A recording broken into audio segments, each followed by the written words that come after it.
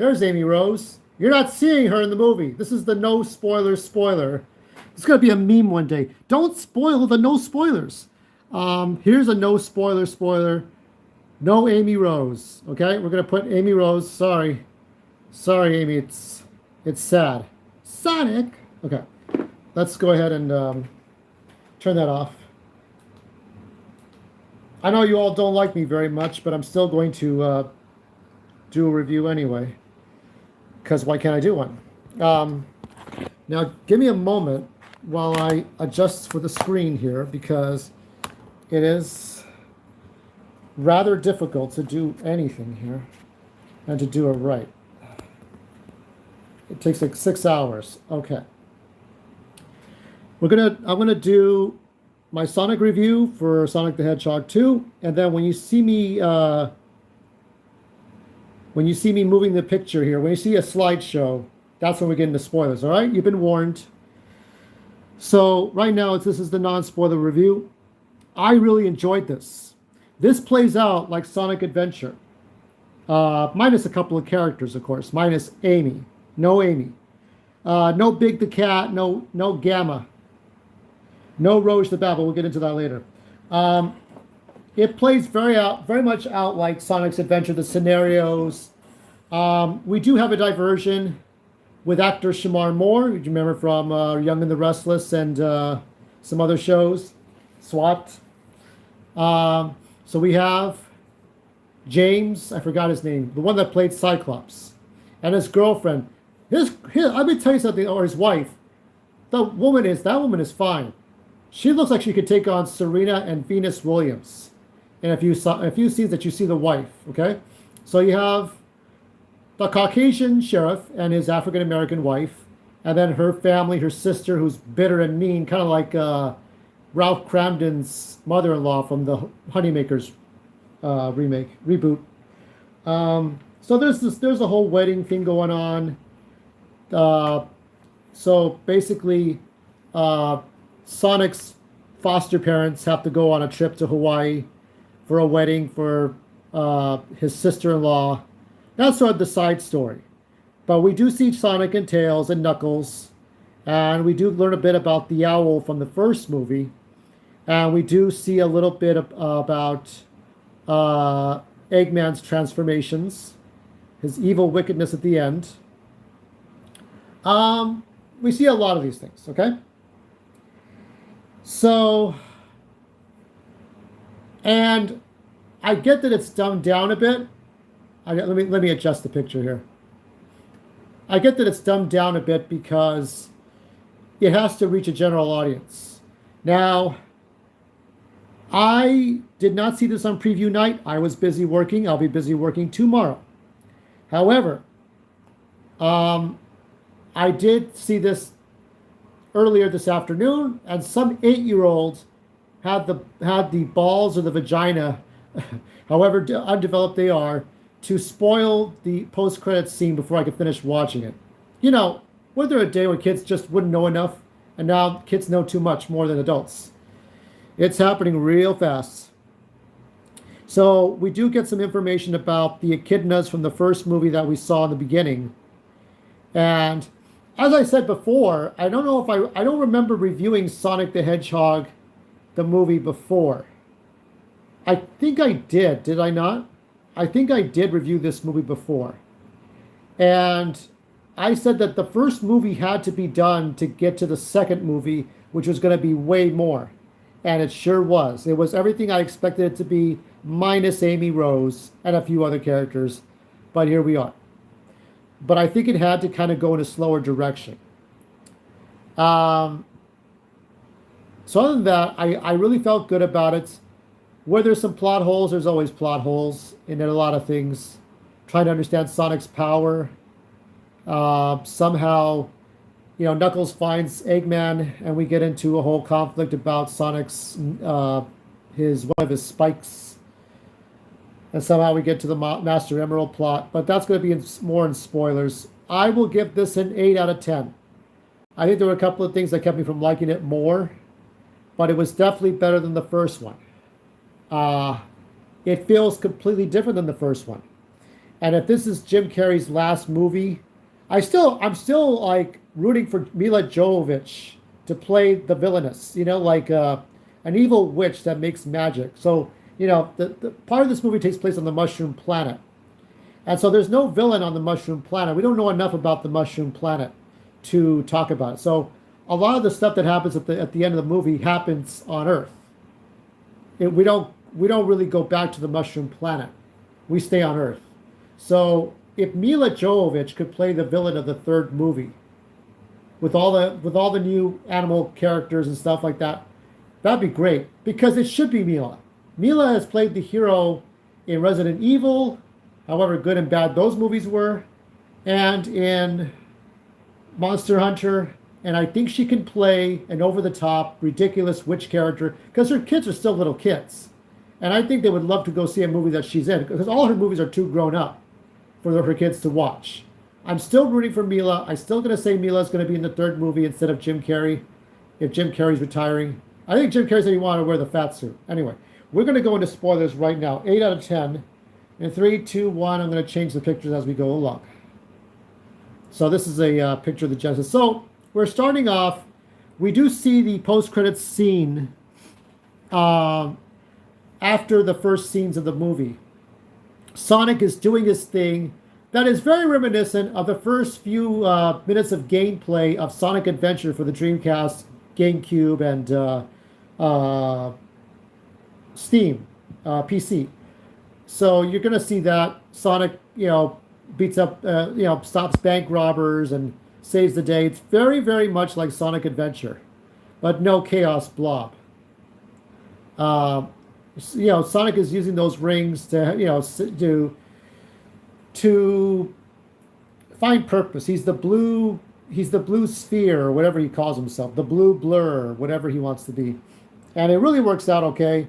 It's very comical. The bad guys tell him he's not a very good superhero. It's very corny. I kind of roll up my eyes, but then I said, it's Sonic. It's fine. It works as a Sonic movie. And then I forget the guy. I still forget James's alter ego, but we'll call him the dad, like Dave and the Alvin and the Chipmunks, right? So basically, Dad is telling Sonic, you can't keep running around, destroying vans, destroying sewer lines so that all the sewage water comes out. You can't destroy property. You can't be reckless. You got to think about what you're doing. So they want Sonic to kind of just stay in the house and not go out and be reckless and run around all the time. But Sonic it's weird because Sonic had lived most of his life in Mushroom Planet, which could be Mobius, and now he's in a different spot. Can we get a better shot of that? Let me see. Let me adjust here.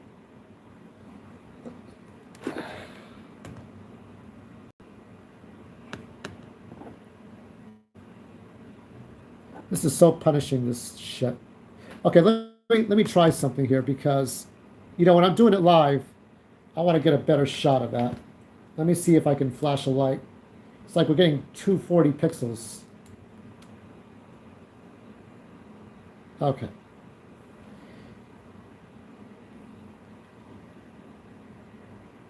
It's slightly better. Looks like I'm showing you a bootleg copy of the movie, doesn't it? Some point Knuckles is looking for Sonic. Eggman is in Mushroom Planet, and Eggman is basically where he left off. We see him without his hair and a big old mustache, and he stays this way for the entire movie. He's not changing back to Jim Carrey with a slight Robotnik thing. He is full on Eggman without a fat suit, which Jim wanted. So he finds Snively, or who could be Snively, but his assistant who works at Mean Bean, which is named after Mean Bean Machine. Yes, an Easter egg. Dr. Robotnik's Mean Bean Machine. But before he goes back to Earth, he uses Sonic's spike, his needle, to try to power things. Which is a very shitty kind of, in a way, plot hole, because if Sonic, unless I miss my guess, No, because I can't tell if that's a fan art, but oh no no no no! Get out of that! Get out of that! Get out! Cancel! But fucking cancel! I thought that's Mecha Sonic right there. I love making mistakes for no good reason. Anyway, Knuckles and Eggman meet. Of course, what happens? Eggman tricks Knuckles into thinking Sonic's his enemy. Sonic wants the Master Emerald because Eggman says so. So Knuckles and Eggman team up against Sonic and Tails. And Tails tries and finds Sonic. We're in the spoilers right now. So they meet up. So it's a very, I like the classic setup. If you've seen the games, you already know what it is. You kind of sleep through it because you've already seen it 100 times. But for a general audience, they've never seen this stuff. They say, oh, isn't that cartoon? But now they have to see it in a movie theater. They have to know Sonic and Tails' relationship, and they have to know Knuckles' relationship, and why does Knuckles hate Sonic, and why does Sonic hate Knuckles, and why are they rivals, and why does Eggman plot against Sonic like this? Because that's what they always do. And so it's applicable here. And you got Sonic's mean face, they got mean scowl there. A lot of things. And they actually did a poster with Jim Carrey on here, just like the cover. Just like the cover to this. There's even a manual where it's like, oh yeah, I figured out there's the giant Eggman on the thumbnail of this video right now. There's an Eggman, my Eggman robot, because that's what at the end of the movie is this giant robot. But we're going too far ahead. Eventually, through trials, they eventually find it. But before that happens, Sonic and Tails have to go try to find the Master Emerald. They go to a snowy area, much like the snow levels in Sonic 3 and Sonic Adventure. And they eventually find it. They find a compass, which has to lead them to the Master Emerald. It's a very much movie plots. And here you're seeing Mecha Sonic. I do think this is yeah, you're not seeing Amy, sorry. You're seeing everybody else but Amy and Mecha Sonic. It's possible we could see Mecha Sonic in the next movie, but judging by the spoiler at the end, which we'll get to, you probably won't. Probably be too many hedgehogs. So Sonic and Tails go on a journey. Okay, Tails finds Sonic. I guess the dog is. I don't know what happened to the dog that Sonic's supposed to take care of while he's sitting at home, and they go find the compass that leads into the Master Emerald in a sort of an underground Aztec temple like Tikal. They don't see, there's no Tikal. They go and find it. Knuckles explains his origin story as being the last of the echidnas who were at war against the owls. So it was the owl, the owl that took care of Sonic, the mother owl. Okay. I don't remember her real name. I forget these things. She died after Sonic left. But it was a race of owls versus a race of echidnas for the Master Emerald because too much power in one person or thing's hands would be too dangerous. So that's the backstory. And there's this whole Indiana Jones, slightly DreamWorks kind of adventure to what they're doing. Eggman finds the Master Emerald, touches it, and becomes, Super Eggman, I guess. And here's a promotional poster. Idris Elba was, by the way, he was great. Anybody who had any reservations about Idris being Knuckles, do not worry.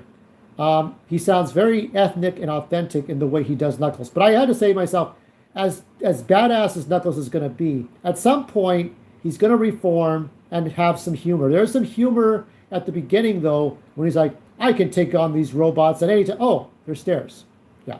So that was one joke. There's a couple of other jokes, but it's, Knuckles has to kind of play up humor at the end because that's what Knuckles does. He's funny like that. I thoroughly enjoyed the Aztec levels, quote unquote, the snow levels. Before I wrap up the last scenes and let's get into the wedding scene, the least exciting scene, but actually was very good. I did enjoy the side story for a little while because it turns out the sister-in-law and her never-ending love to Shamar Moore, right?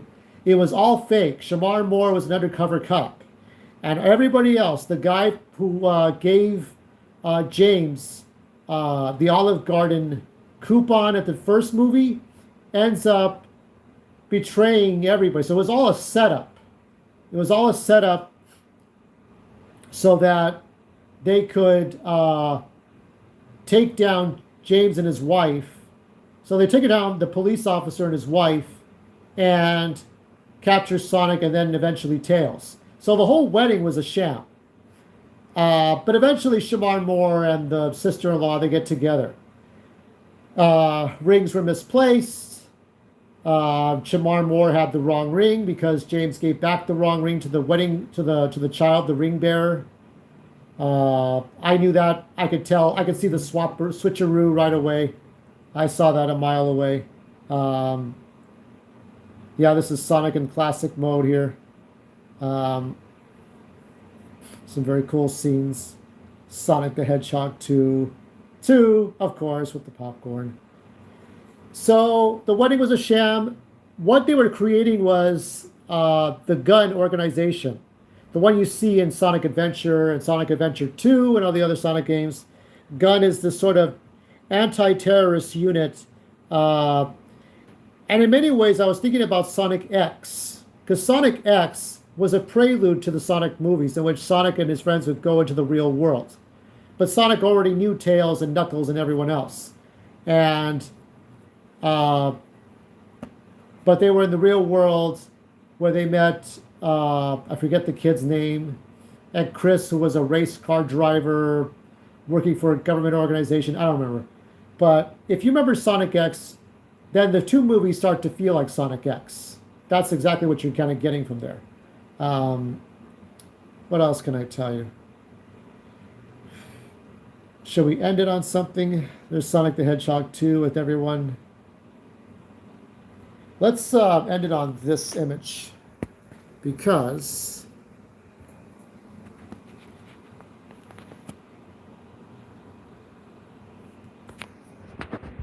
okay. So there we have Sonic, Tails, and Knuckles. So the wedding was so I liked. She looked stacked. The one that plays James's wife, Sonic's mom, his stepmom, his foster mom, she looks stacked, like she's ready to take on Venus and Serena Williams. So I thought that was great. There's nothing much more to report, only that I thought it was fantastic. At the end, Eggman becomes Super Eggman. He tricks Knuckles. He gets the Master Emerald. He battles Sonic in a super robot outfit. But what happens, of course, Sonic touches the 7 Master Emeralds and becomes Super Sonic and takes down Eggman. We wrap it up in which Sonic, Tails, and Knuckles stay in the real world. And no Amy Rose, but they do figure out something that was left behind 50 years ago. Some sort of top secret thing. Because Eggman built the Eggman robot out of several different things, like we see in every movie, right? And one of them was Shadow. So we do see Shadow at the end of this movie. And that's about it. Like I said, it was 8 out of 10. I enjoyed it. No Amy Rose. I wish we'd seen Amy, because that's the Fabulous Four. It's Sonic, it's Tails and Knuckles, and it's also Amy. So let's end it with Amy if we can. It's been 19 minutes. I gave you a slightly shitty review, but whatever. Sonic Underground. Sonic Underground. Okay, so let me hold this. I gotta hold the phone here for this last shot. So that's how we're gonna end it, boys and girls. No Amy Rose. This is the Fabulous Four right here. This is it. And we better see this for Sonic 3. Mila Jovovich, and Shadow versus these four. Who could play Shadow? You could have Daniel Craig. I'm thinking a British character. Hello, I'm Shadow. I'm Shadow. Could be anybody. Richard Armitage. Like just somebody like British but dark, like who could play Shadow, right? Richard Armitage, Ray Stevenson, um, somebody, right? Just somebody who could play it. I'm just thinking of somebody who's British and could play dark characters, because that'd be interesting. Yeah, you have different ethnicities playing different characters. It'd be interesting. Anyway, um, let's leave it at that, and I'll root for the next one. Mario, the Super Mario movie has a lot to live up to. I'm going to tell you that right now. If it doesn't live up to it, it'll never happen.